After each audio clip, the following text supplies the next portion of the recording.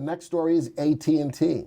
AT&T explores parting ways with DirecTV. So now I was with AT&T, and part of the deal when I signed up was that I had also access to DirecTV, or no, that I could pay my DirecTV and AT&T bill all on one bill. AT&T is exploring parting with its DirecTV unit. People familiar with the matter said a sharp reversal from Chief Executive Randall Stephenson's strategy to make the $49 billion bet. So AT&T wanted to, they bought it for $49 billion as a key piece of the phone giant's future.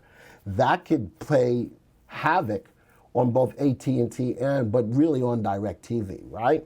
All right, let's go take a look at AT&T, which is the ticker symbol T. Stock is currently undervalued. That's good. The stock's upside potential is above 1. That's good. The other fundamental indicator, RS, is below 1. So now, when earnings comes out on AT&T, will it hit or will it not hit? Well, below the value of 1, it's got a 50-50% at or below 1, 50-50% chance that it may or may not hit.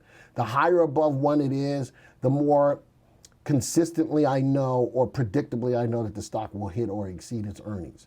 And RT is above 1, so the stock's in an uptrend. This is more of an aggressive play where it's got good upside potential, giving up some risk to make money on the stock because RT is above the value of 1. The CI tells me that the stock is more susceptible to downturns. It is a buy recommendation. Good earnings and growing their earnings at a clip of about 10% a year.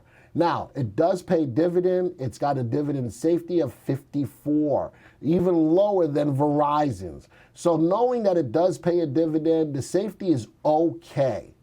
All right, whereas the dividend safety on Starbucks and Microsoft was much better than just okay. So as you invest in these stocks that actually pay dividends, this dividend analysis is very important.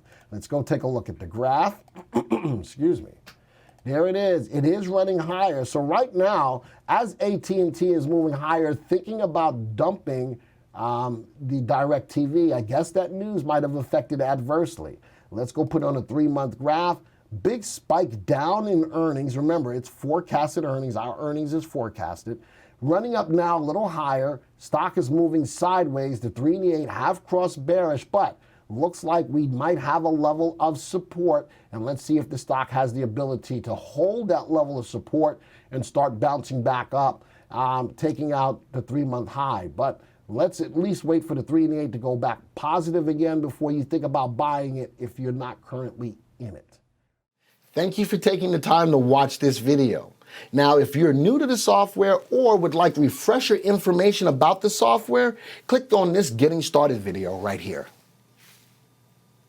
Thanks to all of your input, here's a YouTube video that we think would be perfect for you. Click right here. If nothing else, folks, just hit the subscribe button right here.